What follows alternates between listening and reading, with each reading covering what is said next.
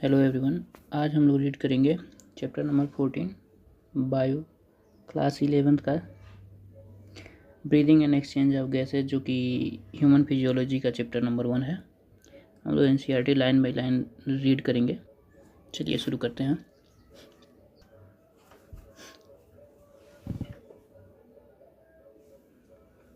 As you have read earlier, oxygen utilized by the organism to indirect breakdown of simple molecule like glucose, amino acid, fatty acid to derive energy to perform various activities. Carbon dioxide, which is harmful, also released during the catabolic reaction.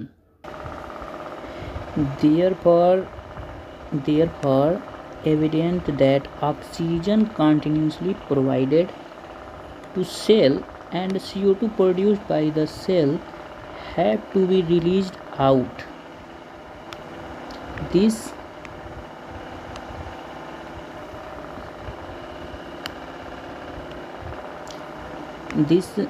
process of exchange of O2 from atmosphere with CO2 produced by the cell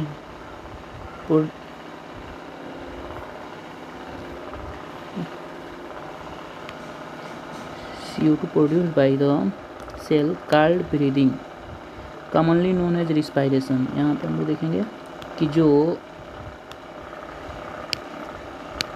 oxygen हम लोग ले रहे हैं जिससे breakdown हो रहा है simple molecule जैसे कि ग्लूकोज, फैटी एसिड और एमिनो एसिड का, और ब्रेकडाउन होकर के CO2 जो रिलीज हो रहा है वो ऑक्सीजन और CO2 का एक्सचेंज आपस में हो रहा है। इसको हम लोग कॉमनली ब्रीदिंग कहते हैं और कॉमनली इसको रिस्पायरेशन भी बोला जा सकता है।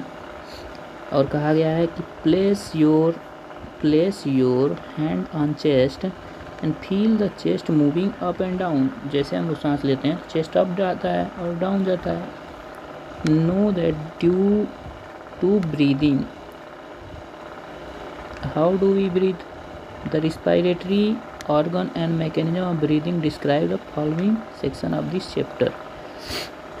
रिस्पायरेटरी ऑर्गन देखना है अब हम लोग को।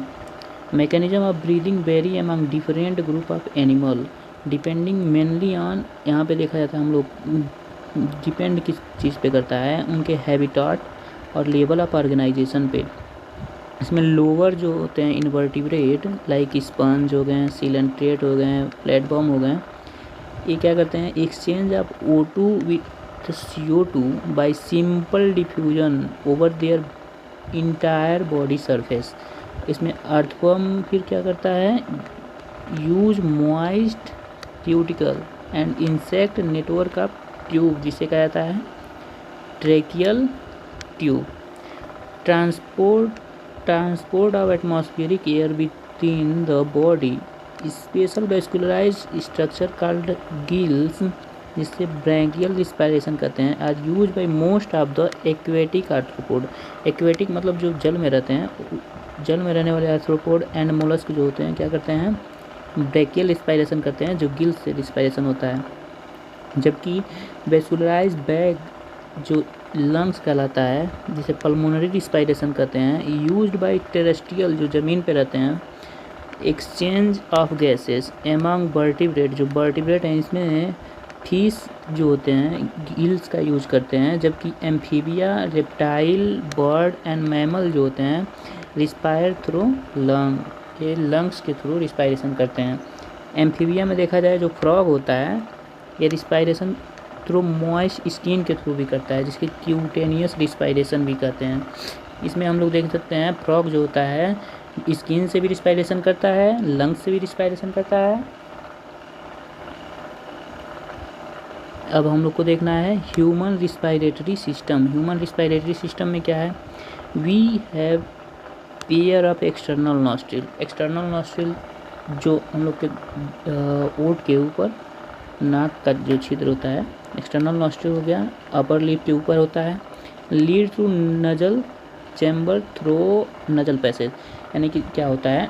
एक्सटर्नल नॉस्ट्रिल नज़ल पैसेज के थ्रू नज़ल चैम्बर में खुलता है।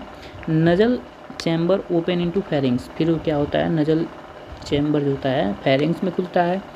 उसके बाद क्या होता है, portion which is the common passage for food and air, जो फेरिंग्स है ये खाना और एयर दोनों के लिए कॉमन पैसेज होता है। The pharynx open through larynx region to into trachea. Larynx is a cartilaginous box. Larynx जो होता है यहाँ पे देखना है कि लैरिंग्स जो होता है कार्टिलेजिनस बॉक्स होता है which help in sound production, sound production में हेल्प करता है। हैंस कॉल्ड साउंड बॉक्स, इसलिए इसको साउंड बॉक्स कहते हैं। ड्यूरिंग स्वॉल्विंग, जब हम लोग खाना जब निगलते हैं, ग्लॉटिस जो होता है, glottis prevented can be covered by thin elastic, इसमें थिन इलास्टिक कार्टिलेजिनस फ्लैप होता है जिसे एपिग्लॉटिस कहते हैं, to prevent entry of food into larynx. Epiglottis के थ्रू क्या होता है, फूड पार्टिकल ट्रैकिया में न हो जाए, जिसके थ्रू हम लोग क्या करते हैं, एपिग्लॉटिस से उसको प्रिवेंट कर दिया जाता है। Trachea is straight tube, trachea जो होता है स्ट्रेट ट्यूब होता है, extending up to the mid thoracic cavity, mid thoracic cavity तक जाता है। It's divided at the level of fifth thoracic, यहाँ पे देखना है हम लोग को कि फिफ्थ थोरैसिक वर्टिब्रेट जो होता है उसके लेवल पे जा करके डिवाइड हो जाता है vertebrate into right and left primary bronchi में। Each bronchi undergo repeated division to form secondary tertiary bronchi and bronchioles, ending up with very thin terminal bronchiole. फिर टर्मिनल ब्रोंकियोल में डिवाइड होता है। The trachea primary secondary and tertiary bronchi, इसमें देखना है हम लोग को जो ट्रैकिया है, प्राइमरी ब्रोंकाई है, सेकेंडरी ब्रोंकाई है और टर्सरी जो ब्रोंकाई, और इसमें ये भी देखना है इनिशियल ब्रोंकियोल। ये जितने भी हैं ये सपोर्टेड होते हैं इनकम्प्लीट कार्टिलेजिनस रिंग के थ्रू। इनकम्प्लीट कार्टिलेजिनस रिंग जो होता है इसका काम होता है कि इसको कोलैप्स होने से, आपस में चिपकने से बचाता है। Each terminal bronchiole give rise to number of very thin irregular wall and vascularized bag like structure called alveoli। alveoli में क्या होता है, गैसियस एक्सचेंज होता है, यही मेन पार्ट होता है लंग्स का जहाँ पे गैस का एक्सचेंज होता है। The branching network of bronchi, bronchiole, alveoli comprises lung, ये सब मिलके लंग बनाते हैं। We have two lungs which are covered by double layer pleura, जो लंग्स का जिसे कवर होता है उसके लेयर को हम लोग क्या कहते हैं, प्लूरा, और ये डबल लेयर होता है। इन डबल लेयर के बीच में प्लूरल फ्लूइड भरा होता है जो क्या करता है, फ्रिक्शन को रिड्यूस करता है ताकि उन दोनों लेयर के बीच में फ्रिक्शन ना लगे लंग्स सरफेस के बीच में। The outer surface of membrane is close contact with the thoracic lining, thoracic lining से कनेक्टेड होता है, जबकि इनर प्लूरल मेम्ब्रेन जो होता है, जो अंदर वाला प्लूरल मेम्ब्रेन होता है, ये contact with the lungs surface, अंदर वाला ये लंग्स सरफेस से कनेक्टेड होता है। The part start with external nostril to terminal bronchiole, इसको हम लोग क्या कहते हैं, जो पार्ट है एक्सटर्नल नॉस्ट्रिल से लेकर टर्मिनल ब्रोंकियोल तक, इसको हम लोग कहते हैं कंडक्टिंग पार्ट। यहाँ पे कोई भी एक्सचेंज नहीं होता है गैस का। जबकि एल्वुलाई और डक्ट जो होते हैं, एल्वुलाई एंड देयर डक्ट जो होते हैं, रिस्पायरेटरी और एक्सचेंज पार्ट कहलाते हैं। एक्सचेंज पार्ट क्योंकि यहीं पे गैसियस एक्सचेंज होता है रिस्पायरेटरी सिस्टम के, ठीक है। The conducting part transport the atmospheric air to alveoli, जो कंडक्टिंग पार्ट होता है क्या करता है, गैस को ट्रांसपोर्ट करने का बस काम करता है। एंड काम क्या है इसका, और भी क्लियर करता है फॉरेन पार्टिकल को, जो फॉरेन पार्टिकल जो गैस के साथ आ रहे हैं उसको क्लियर करने का काम करता है। फिर क्या करता है, ह्यूमिफाई करता है, humidify and also bring air to the body temperature, body temperature के बराबर वाले टेम्परेचर तक लेकर आता है। अगर वातावरण का टेम्परेचर कम है तो टेम्परेचर थोड़ा सा और बढ़ा देगा हम लोग के बॉडी में आने पे, अगर ज़्यादा है तो कम कर लेगा। Exchange part is the site of actual diffusion of oxygen and CO2 between the blood and atmospheric air. और इसमें क्या चीज़ होता है, एल्वियोलाई और देयर डक्ट जो होते हैं, इसी को हम लोग कहते हैं एक्चुअल जो है इसमें एक्सचेंज होता है। The lungs are situated in the thoracic chamber which is anatomically an air tight chamber होता है। The thoracic chamber is form dorsally, जो पीछे से बना हुआ किस चीज़ से बना हुआ है, वर्टिब्रल कॉलम से, और वेंट्रली मतलब सामने से बना हुआ है स्टर्नम के थ्रू, और लेटरल साइड में बना हुआ है रिब्स के थ्रू, और नीचे साइड बना हुआ है डोम शेप। यहाँ पे हम लोग को ये देखना है डोम शेप होता है डायफ्राम, इसके थ्रू बना हुआ है।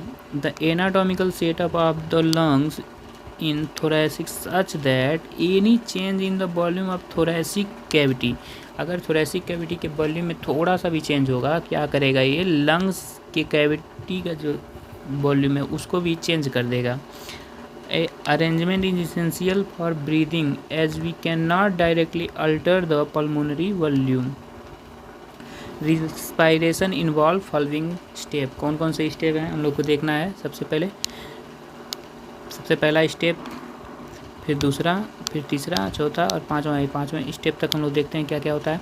सबसे पहला क्या होता है, ब्रीदिंग और पल्मोनरी वेंटिलेशन इसको कहा जाता है। ठीक, इसमें क्या होता है, एटमॉस्फेरिक एयर जो होता है ड्रॉन इन, और CO2 जो होता है reach alveolar wall release out. जो एटमॉस्फेयर का एयर है उसको हम लोग लंग्स तक ले जाएंगे, और जो CO2 हम लोग के एल्वियोलर में है उसको क्या करेंगे, बाहर निकाल देंगे। दूसरा काम क्या है, diffusion of gas O2 and CO2 across alveolar membrane, alveoli का जो मेम्ब्रेन है इसके थ्रू गैस का एक्सचेंज करने वाला काम होता है। तीसरे नंबर पे क्या होता है, transport of gases by blood. उसको से चौथे नंबर पे क्या होना है, diffusion of O2 and CO2 between the blood and tissue.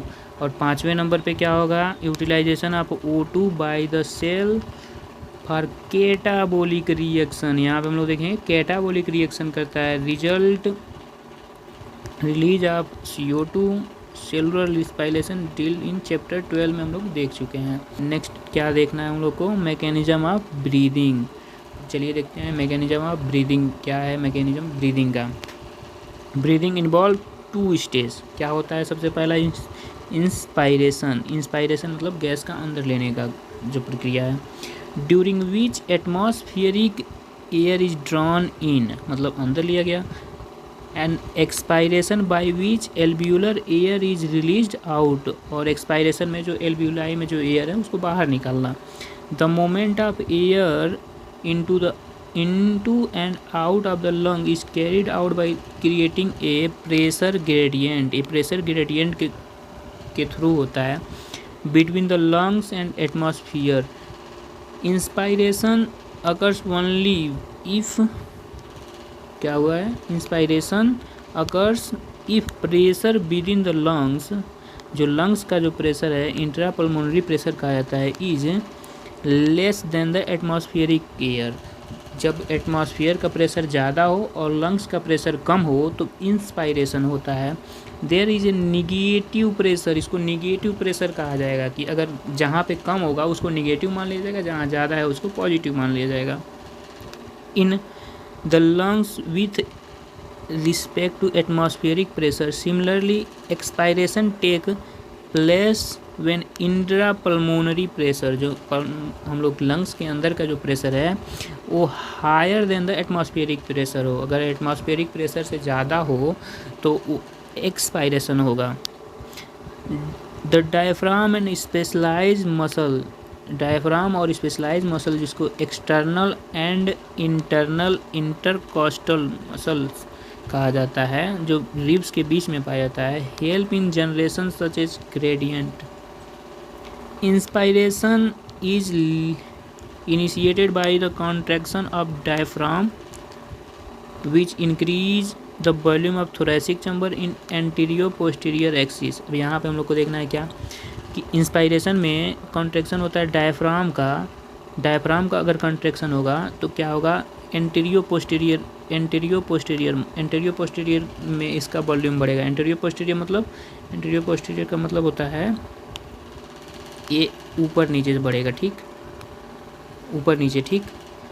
Next क्या होता है, the contraction of external intercostal muscle. External intercostal बस देखना है, यहाँ पे एक्सटर्नल है, इंटरनल नहीं। External intercostal muscle lifts of the ribs and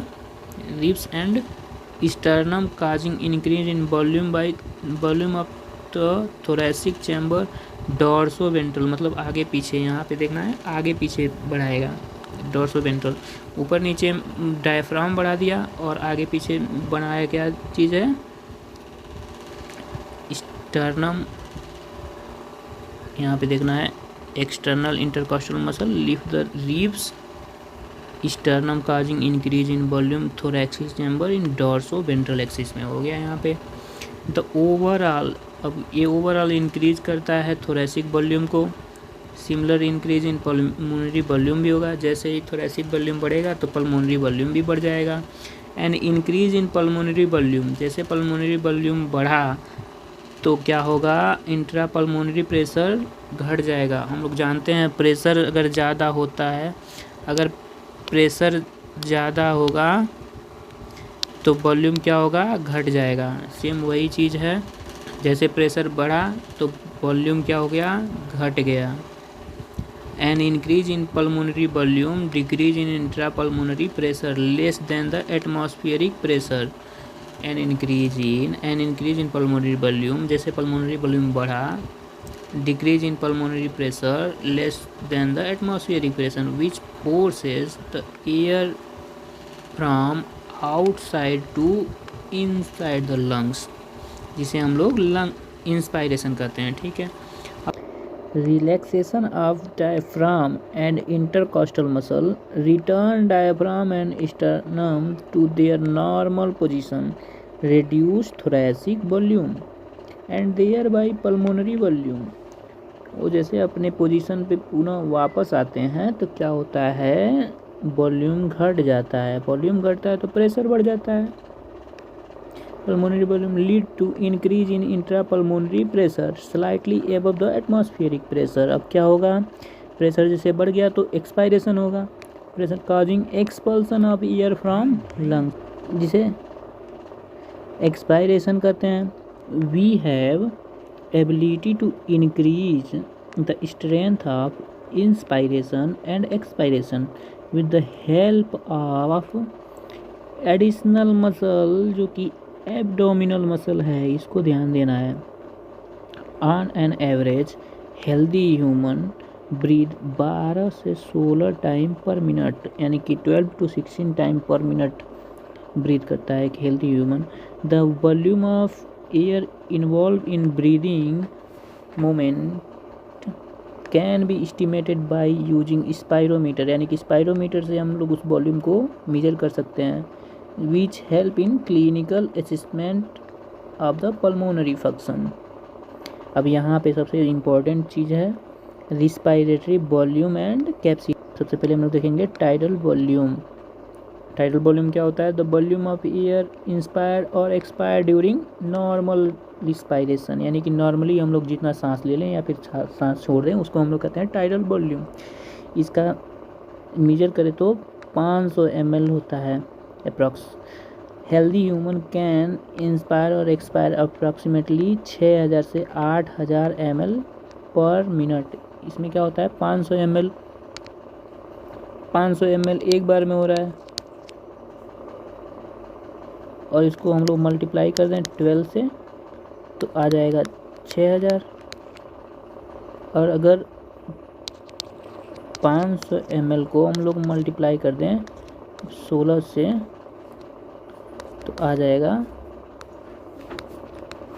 8000, क्योंकि एक मिनट में 12 से 16 टाइम एक हेल्दी ह्यूमन जो होता है वो रिस्पायरेशन करता है।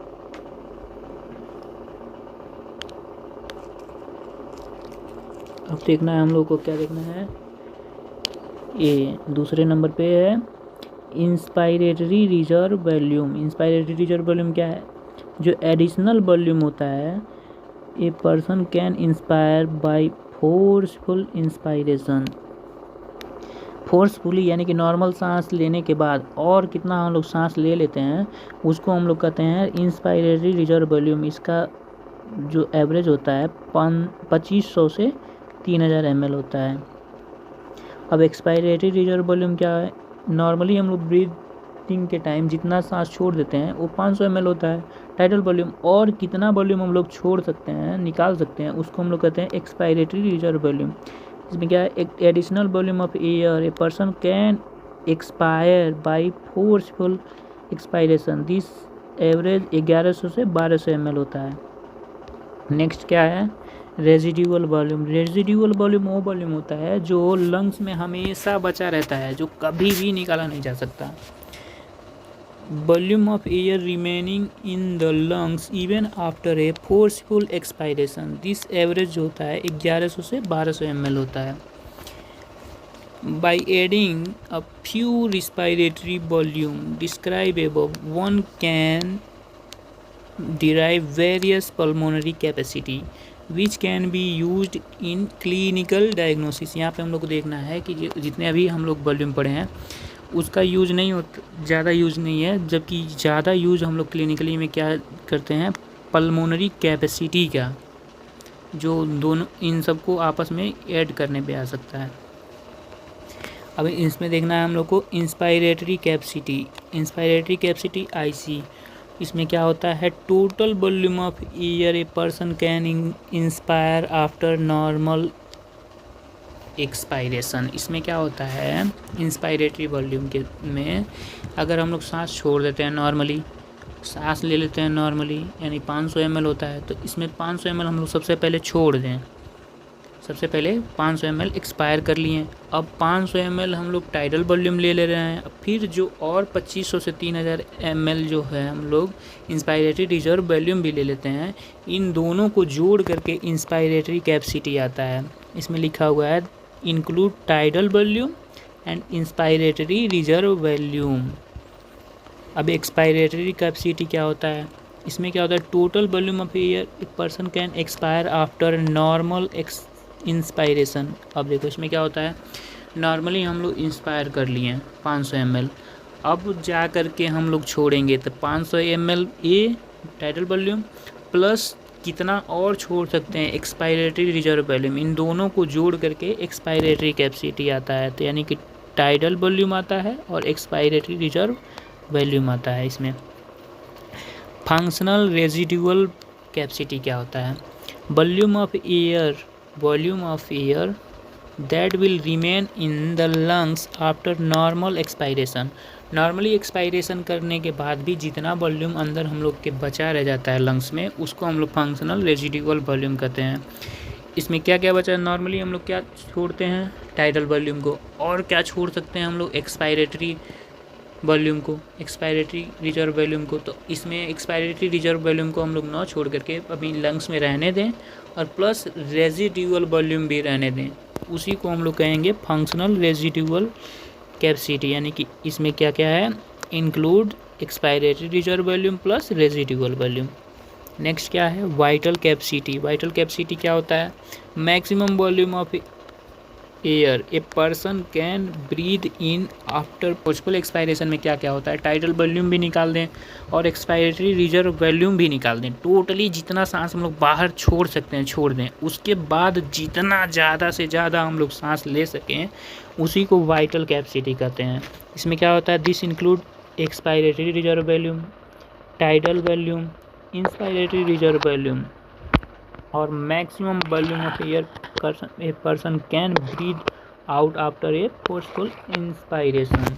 फोर्सफुल इंस्पायरेशन जितना कर लो उसके बाद जितना छोड़ सको उसको भी वाइटल कैपेसिटी कहा जाता है। अब इसके बाद से देखना है हम लोग को total lung capacity. Total lungs की कैपेसिटी कितनी होती है? टोटल लंग कैपेसिटी में जितने भी अभी तक हम लोगों ने वॉल्यूम देखा है सारे वॉल्यूम को जोड़ करके टोटल वॉल्यूम कैपेसिटी आ जाती है, लंग्स की कैपेसिटी आ जाती है।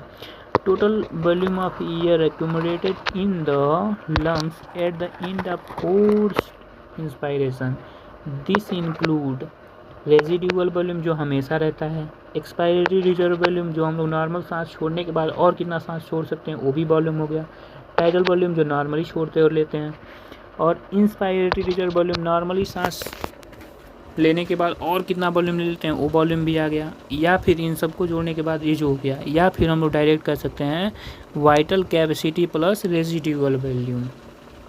अब चलिए नेक्स्ट हम लोग को देखना है exchange of gases. Exchange of gases की प्रोसेस क्या है, अब इसमें देखना है alveoli are the primary site of exchange of gases. जो एल्विलाई होते हैं लंग्स के, उसी में एक्सचेंज होता है गैसेस का, CO2 और O2 का एक्सचेंज होता है। Exchange of gas also occur between blood and tissue. Blood और टिश्यू यानी कि हम लोग देखो, सबसे पहली बात ये होती है लंग्स में एक बार एक्सचेंज होगा, और जो ऑक्सीजन हम लोग फिर ब्लड में चला गया वो ब्लड से फिर टिश्यू में भी एक बार और एक्सचेंज होता है, यानी 2 बार एक्सचेंज होता है।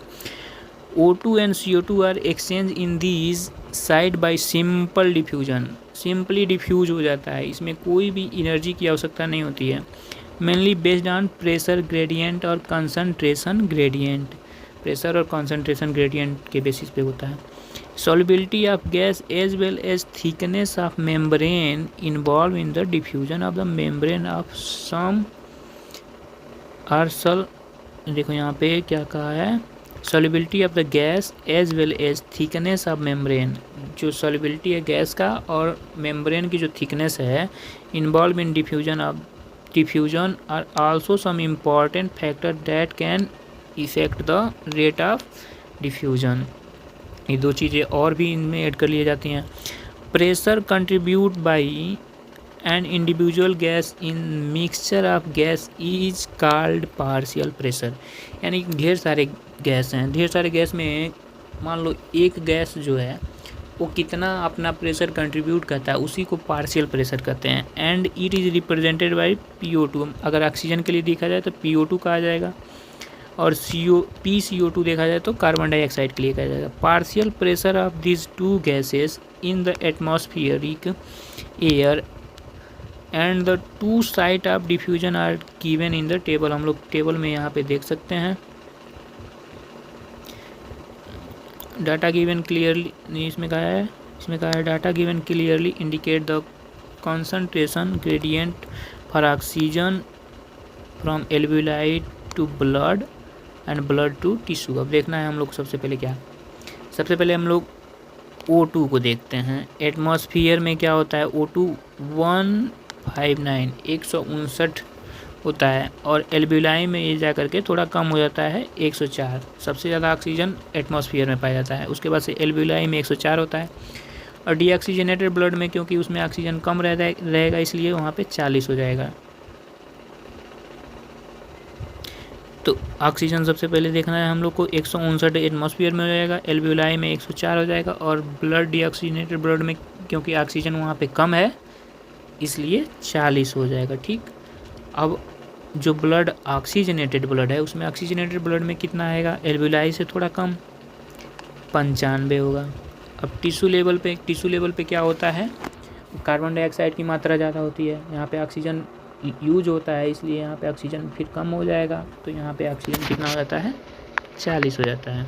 अब हम लोग देखेंगे CO2 का क्या होता है, एटमॉस्फेयर में इसकी परसेंटेज बहुत कम है, 0.3 इसका पार्शियल प्रेशर है, और एल्वियोलाई में इसका हो जाता है 40 क्योंकि यहाँ पे ऑक्सीजन की मात्रा ज़्यादा होती है, CO2 की मात्रा कम होती है। जबकि यहाँ पे हम लोग देखेंगे डीऑक्सीजनेटेड ब्लड में इसका वैल्यू 45 हो जाता है, और ऑक्सीजनेटेड ब्लड में फिर से इसका वैल्यू 40 हो जाता है। फिर टिश्यू लेवल पे क्योंकि यहाँ पे CO2 बनता रहता है कंटिन्यूसली, यहाँ पे 45 हो जाएगा। तो सबसे पहले हम लोग देख लें क्या क्या, ऑक्सीजन देख लिए और CO2 देख लिए। अब नेक्स्ट देखते हैं हम लोग क्या है, डायग्राम।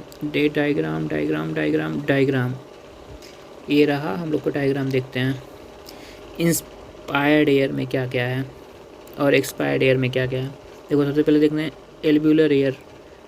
सबसे पहले एल्वियोलर एयर में PO2 140 हो गया, PCO2 140 मात्र 40 है क्योंकि यहाँ पे ऑक्सीजन ज़्यादा है तो CO2 कम है, इसको एल्वियोलस कहेंगे। ठीक, अब यहाँ पे CO2 और यहाँ पे CO2 और O2 का एक्सचेंज हो रहा है। सबसे पहले यहाँ पे एक्सचेंज हो रहा है, ये एल्वियोलाई है लंग्स का और ये हम लोग के वेन का है।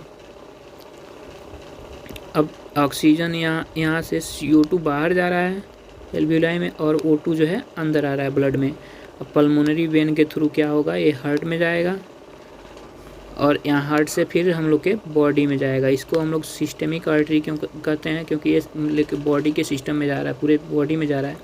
यहाँ पे हम लोग देखेंगे तो ऑक्सीजनेटेड ब्लड, यहाँ पे देखो सिस्टेमिक आर्टरी में सबसे पहले ऑक्सीजनेटेड ब्लड होता है और ये ऑक्सीजन की मात्रा कितनी होती है 95 mm ऑफ Hg, जबकि CO2 क्यों कम है यहाँ पे, क्योंकि यहाँ पे ऑक्सीजन ज़्यादा है। फिर यहाँ पे टिश्यू पे हम लोग हमेशा देखें कि यहाँ पे CO2 बनता रहता है, तो CO2 बाहर निकलेगा और O2 फिर यहाँ पे अंदर जाएगा, क्योंकि यहाँ पे हम लोग को ब्रेक डाउन करना है ग्लूकोज का। ठीक है, अब यहाँ फिर डीऑक्सीजनेटेड ब्लड जाने वाला है बाहर। तो डीऑक्सीजनेटेड ब्लड में क्या था, ऑक्सीजन जो है कम था, 40 mm Hg हो जाएगा और CO2 क्या हो जाएगा 45 mm Hg हो जाएगा।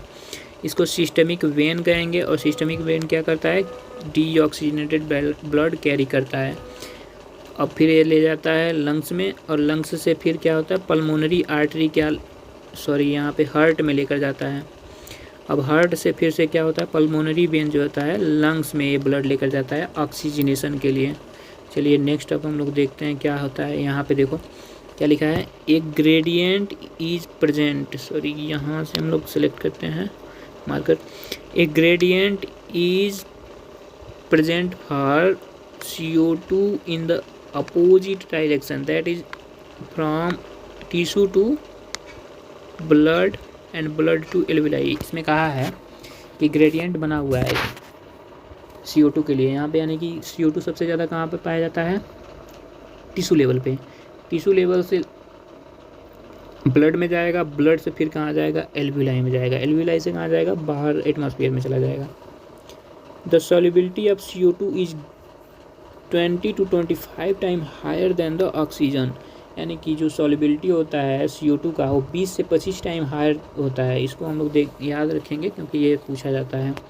The amount of CO2 that can diffuse through the diffusion membrane per unit difference is partial pressure.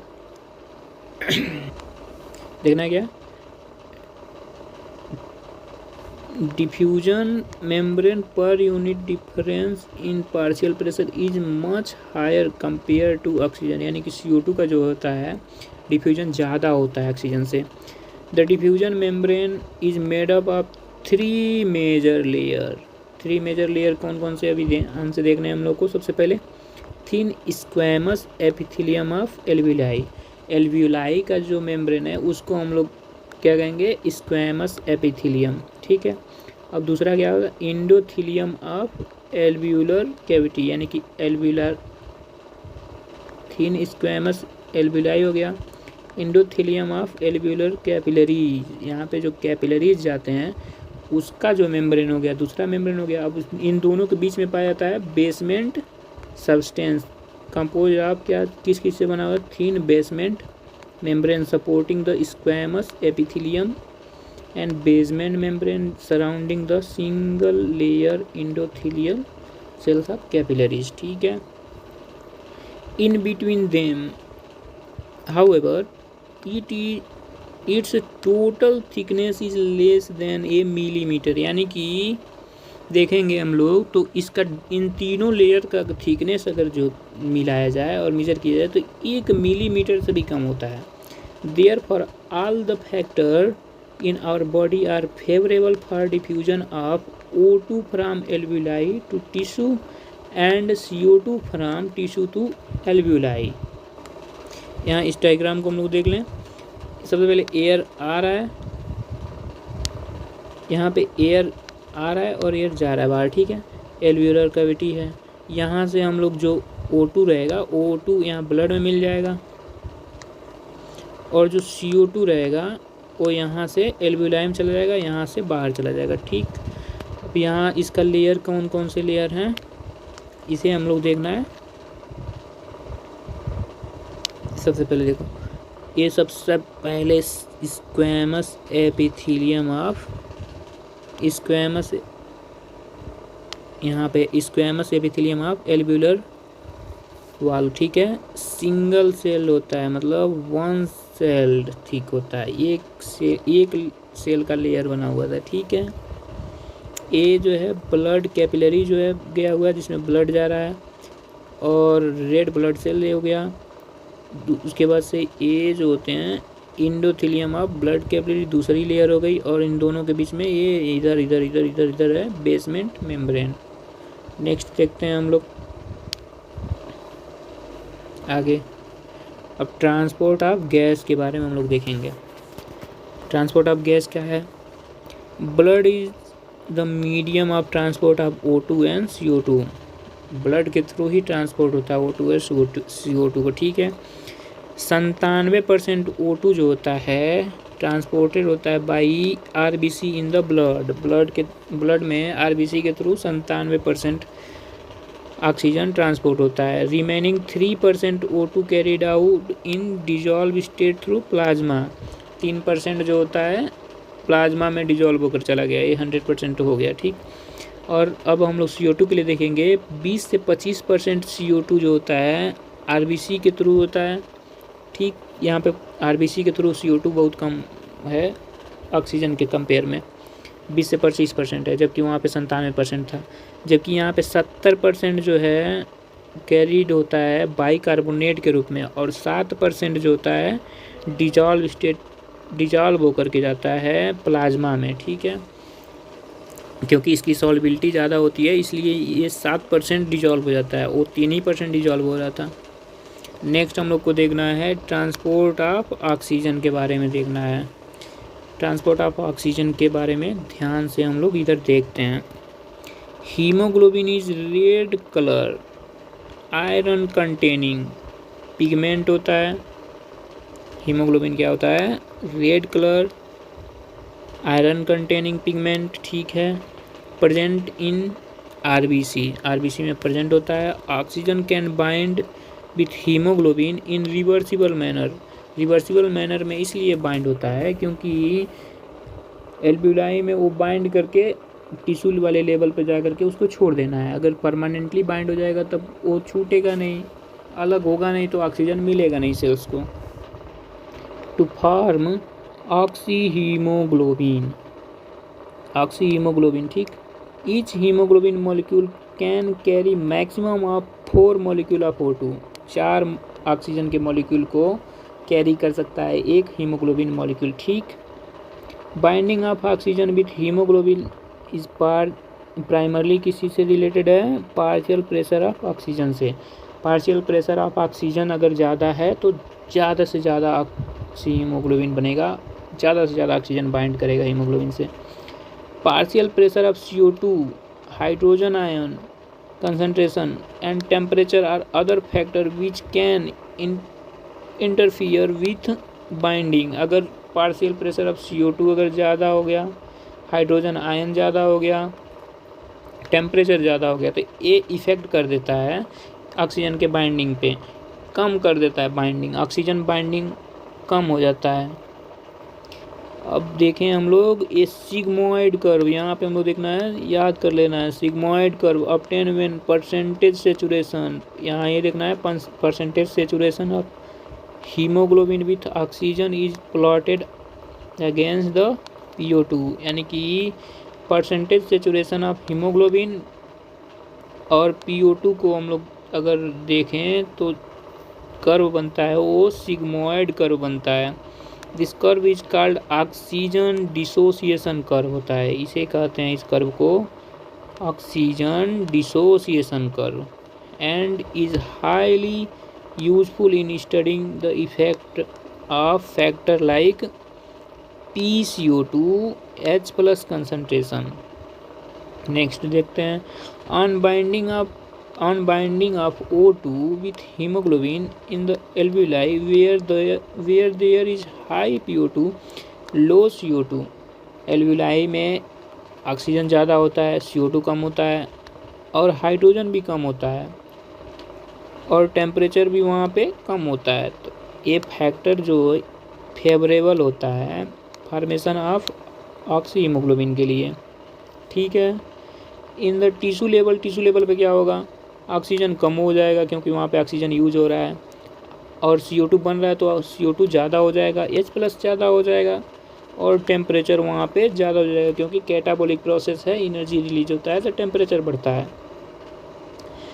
The condition are favourable for dissociation of oxygen from oxy haemoglobin, यानी tissue level पे ये जो CO2 H+ और temperature ज़्यादा हो जाएगा तो क्या हो जाएगा, डिसोसिएशन होने लगेगा ऑक्सी हीमोग्लोबिन का, ठीक है।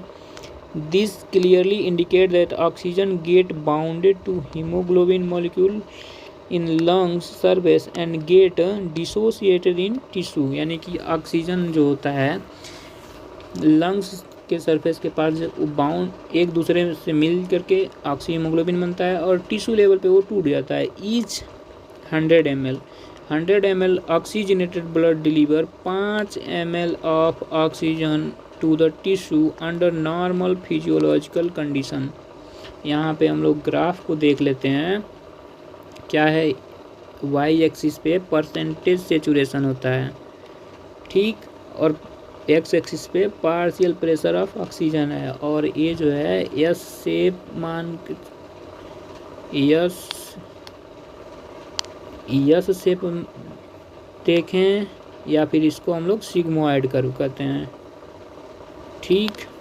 नेक्स्ट आगे बढ़ते हैं, अब ट्रांसपोर्ट ऑफ कार्बन डाइऑक्साइड देखेंगे।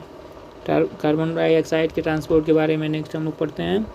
CO2 carried out by haemoglobin as carbamino haemoglobin, यानी कि कार्बामिनो हीमोग्लोबिन के रूप में CO2 ट्रांसपोर्ट होता है हीमोग्लोबिन के थ्रू, ठीक, जो 20 से 25% हो गया। This binding related to partial pressure of CO2 PO2 partial pressure of oxygen major factor which could affect this binding. यहाँ पे अगर ऑक्सीजन ज़्यादा होगा तो CO2 का बाइंडिंग कम हो जाएगा। When PCO2 is high and PO2 is low in the tissue level, more binding of carbon dioxide occurs। यहाँ पे ज़्यादा से ज़्यादा कार्बन डाइऑक्साइड हीमोग्लोबिन से बाइंड होने लगता है क्योंकि वहाँ पे कार्बन डाइऑक्साइड ज़्यादा होता है टिश्यू लेवल पे। वेयर इज व्हेन PCO2 लो कहाँ पर, एल्वियोलर जगह पे, ठीक है ना, एल्विलाई के पास। PO2 high in alveoli, dissociation of CO2 होगा, ठीक है, dissociation of CO2 from carbamino haemoglobin take place. CO2 which is bounded to hemoglobin molecule from tissue is delivered at the alveoli. RBC contain a very high concentration of enzyme carbonic anhydrase and minute quantity of the same present in plasma too। यहाँ पे देखना है कि जो carbonic anhydrase enzyme होता है वो RBC में तो पाया जाएगा, लेकिन सेम उस वही यहाँ पे देखना है ध्यान से, क्या है, carbonic anhydrase enzyme quantity same present in plasma में भी होता है। ये जो एंजाइम होता है ये क्या करता है, this enzyme facilitate following reaction. क्या रिएक्शन है, CO2 O2 से H2O से मिल करके कार्बोनिक एनहाइड्रेज एंजाइम की सहायता से H2CO3 बनाता है। H2CO3 कार्बोनिक एसिड होता है, और फिर कार्बोनिक एनहाइड्रेज एंजाइम यहाँ पे मिल करके बाइकार्बोनेट और H+ बन जाता है। यही बाइकार्बोनेट जो होता है CO2 को कैरी करता है, ठीक है, सबसे ज़्यादा 70%। At the tissue site where partial pressure of CO2 is higher due to catabolism, CO2 diffuse into blood. CO2 जो होता है ब्लड में आ जाता है टिश्यू से, and form HCO3 bicarbonate and H+। यहाँ पे देखना है हम लोग को, जो टिश्यू लेवल पे अगर क्या होता है, कैटाबॉलिज्म की वजह से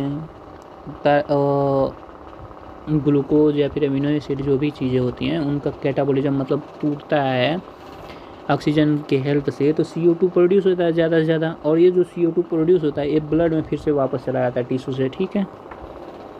eight the alveolar side where CO2 low होता है, reaction proceed in the opposite direction leading to formation of CO2 and H2O। क्या होता है H2 क्या होता है यहाँ पे टिश्यू लेवल पे, यहाँ पे देखो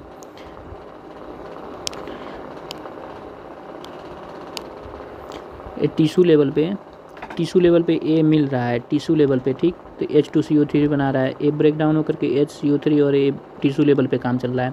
सेम रिवर्स प्रोसेस चलने लगता है एल्व्यूलर वाले जगह पे, लंग्स में ये अपोजिट डायरेक्शन में चलने लगता है। The CO2 trap as bicarbonate at the tissue level and transported to the alveoli is release out as CO2। अब यहाँ पे देखना है हम लोगों को, यहाँ पे एवरी 100 ml डीऑक्सीजनेटेड ब्लड जो होता है 4 ml CO2 को कैरी करता है। जो डीऑक्सीजनेटेड ब्लड होता है 100 ml वो डिलीवर करता है 4 ml CO2 को। यहाँ पे देखना 4 ml 100 ml डीऑक्सीजनेटेड ब्लड। अब रेगुलेशन ऑफ रिस्पायरेशन, अब रेगुलेशन देखना है हम लोगों को। Human being have significant ability to maintain and moderate the respiratory rhythm to suit demand of the body tissue. This is done by the neural system, a specialise centre present in medulla region. यहाँ पे देखना है हम लोग को, specialise centre present होता है medulla reason में, जो ब्रेन में होता है, कॉल्ड रिस्पायरेटरी रिदम सेंटर, जिसको रिस्पायरेटरी रिदम सेंटर कहते हैं। कहाँ पे होता है? मेड्यूला रीजन में, जो प्राइमरली रिस्पॉन्सिबल होता है रेगुलेशन के लिए, ठीक। एनादर सेंटर प्रेजेंट होता है, जो एक और सेंटर प्रेजेंट होता है पॉन्स रीजन में, ब्रेन में ही, जो न्यूमोटॉक्सिक सेंटर होता है, can moderate the function of respiratory rhythm centre. जो पॉन्स रीजन में है pneumotaxic centre can moderate the function of the respiratory rhythm centre. Neural signal from centre can reduce the duration of inspiration. अगर reduce कर देगा duration, यानी कि time को कम कर देगा, यानी कि जल्दी जल्दी सांस लेने लगेंगे हम लोग, तो इंस्पायरेशन के अगर ड्यूरेशन को कम करता है। अल्टर द रिस्पायरेटरी रेट, मतलब जल्दी जल्दी सांस लेने लगेंगे। यहाँ पे देखना है फिर से हम लोग कीमो सेंसिटिव एरिया, यहाँ पे कीमो सेंसिटिव एरिया के बारे में दिया गया है। सिचुएटेड कहाँ पे होता है? Adjacent to the rhythm centre, ये रिदम सेंटर के पास ही कीमो सेंसिटिव एरिया होता है, which is highly sensitive to CO2 और हाइड्रोजन आयन के लिए। Increase in this substance can activate this centre, इस सेंटर को एक्टिवेट कर देता है, which in turn can signal to rhythm centre to make necessary adjustment करने के लिए सिग्नल भेज देता है न्यूमोटॉक्सिक सेंटर के पास। जो कीमो सेंसिटिव एरिया होता है वो इन दोनों चीज़ों को सेंस कर लेता है। किस चीज़ को? CO2 और H+ आयन, यानी हाइड्रोजन आयन। यहाँ पे ध्यान देना है बस इन्हीं दो चीज़ों के लिए। O2 नहीं सेंसिटिव, O2 के लिए सेंसिटिव नहीं होता है वो। In the respiratory process by which this substance can eliminated, जिससे इन दोनों चीज़ को बाहर निकाला जा सके। Receptor associated with aortic and carotid artery also can recognize the change of CO2 and H+। यहाँ पे देखना है एओर्टिक आर्क होता है और कैरोटिड आर्टरी होता है, ये दोनों जगह पे भी इन दोनों H+ और CO2 के लिए रिकॉग्निशन होता है। और क्या होता है?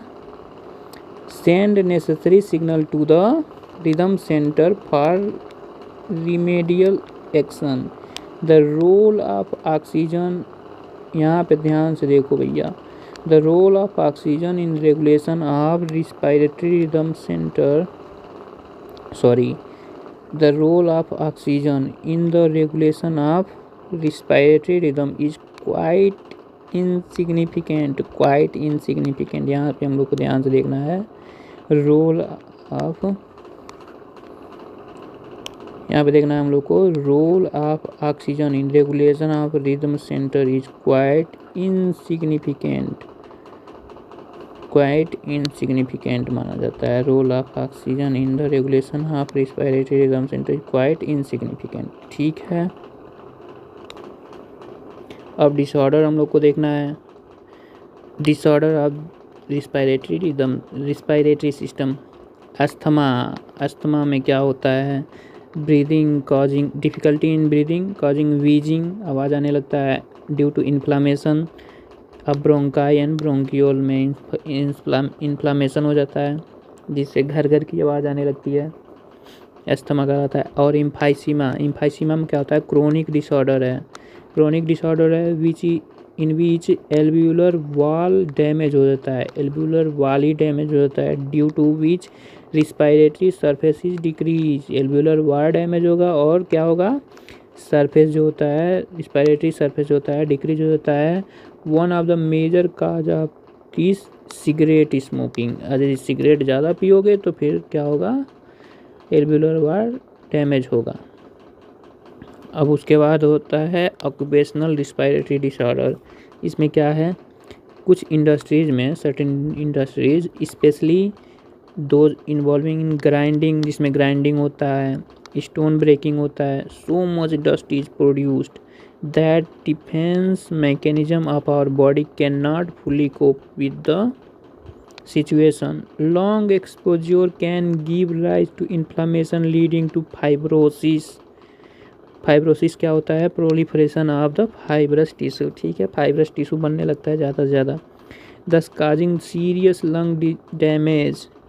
Worker in such industry wear protective mask. इन सभी इंडस्ट्रीज़ में जो काम करने वाले वर्कर उन लोगों को हमेशा मास्क पहन के रहना चाहिए, नहीं तो वो जो डस्ट होता है लंग्स में जाएगा और लंग्स का फाइब्रोसिस करा देगा, जो सीरियस डिजीज़ होता है। अब हम लोग को जो डायग्राम बचे हुए हैं उनको ध्यान से देख लेना है, उसके बाद से चैप्टर ये तो कंप्लीट हो गया, समरी हो गया। जो बचे हुए डायग्राम है उसको हम लोग देख लें। ये डायग्राम हो चुका है, ये भी डायग्राम हो चुका है, ये सब हो चुके हैं। इधर ये डायग्राम बचा हुआ है, शुरू वाले डायग्राम देख लें हम लोग।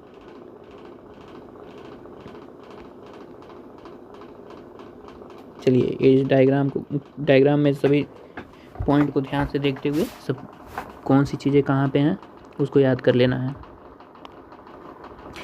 ये जो पॉइंट है यहाँ पे हम लोग को देखना है एपिग्लॉटिस है, ठीक है। ये जो है ये क्या है, लैरिंग्स है जो आवाज़ प्रोड्यूस करता है। ये ट्रैकिया है जो इनकम्प्लीट सी शेप कार्टिलेजिनस होता है। और ये प्लूरल मेम्ब्रेन है, डबल होता है जिसके बीच में प्लूरल फ्लूइड भरा होता है। यहाँ पे प्लूरल फ्लूइड भरा हुआ है। अब ये एल्ब्यूलाई है जहाँ पे गैस का एक्सचेंज होता है। ये ब्रोंकियोल है। डायफ्राम है जो डोम शेप होता है। इधर हार्ट बनाया हुआ है। ये bronchus cut end of rib, ये लंग्स। नेक्स्ट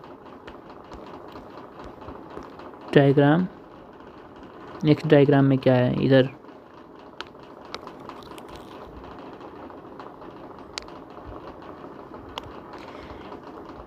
एयर इंटरिंग, ठीक है, एयर इंटर हो रहा है। अब क्या हो रहा है, इस डायफ्राम जब कॉन्ट्रैक्ट होगा तो डायफ्राम कॉन्ट्रैक्शन से क्या होता है, एंटीरियो पोस्टीरियर ये जो वॉल्यूम होता है इंक्रीज होता है।